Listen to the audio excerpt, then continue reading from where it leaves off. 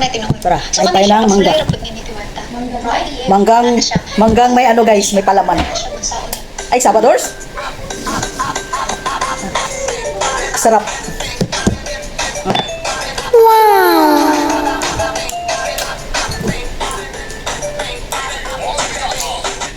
Medyo ano siya, may pagka asim konti.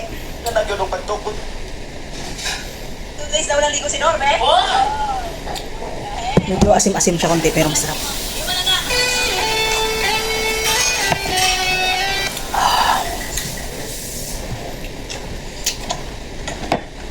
Ito yung sa ano guys, yung binalatan ko doon sa live ni Inhan.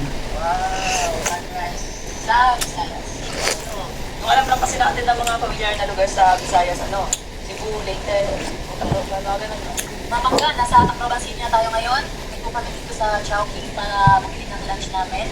So, may napansin ako isang tatay na nag-aasa sa mga sasakyan para makatawid sa kanilang kasada. Ayan siya. Grabe, nasa loob na ako ng sasakyan mga pangga. Pero sobrang init na. What more? Si tatay na napapayo lang doon sa labas. So, mga pangga. Blessing para sa kanya. Sarap. Siyempre, hindi masyadong malaki. Feeling ko magiging masaya sa atin. Ayan yung lunch namin ngayon, Chowking. Ah, KFC pa na. Nandiyan lang siya sa gilid ng kalsada. Siya dyan, tapos may dala siyang tubig. Tignan niyo naman, saan natakilit. Sabi mga pangga. Tay, nagkaon na ka? Wala pa. Alas 12 na. Late na. Bila yung mga adlaw ni Tay? 200 or 300. O sige, wala pa kayo pang lunch, no? Ano na pang lunch dito? Hindi mo na na. Pang lunch, ha? Bye talaga. Pakita mo tubig, kaya init kayo. Okay? O sige, bye-bye. Okay. Magsipat. May saging pa tayo guys, gawin natin turo. Gawa tayo ng turon. Tapos paano ko lang to kay Dora, siya na magtanggal. Kasi nai-stress ako magtanggal nito. Dikit-dikit. Lalo na tubig. Siguro, nahirapan yung mga tao dito pa. Isda na po.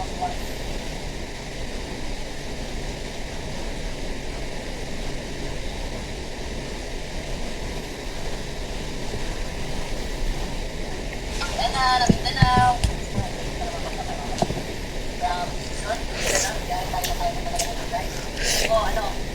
Worth it tong lahat ng natin natin sa pagkakita yung mga plano ng Alas 12 na.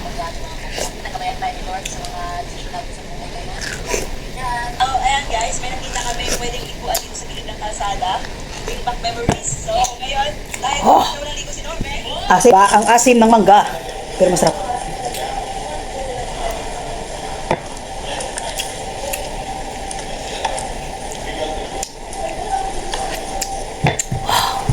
Thank you for watching Dabs Cooking. Don't forget to like, comment, and share. Thank you guys. Bye.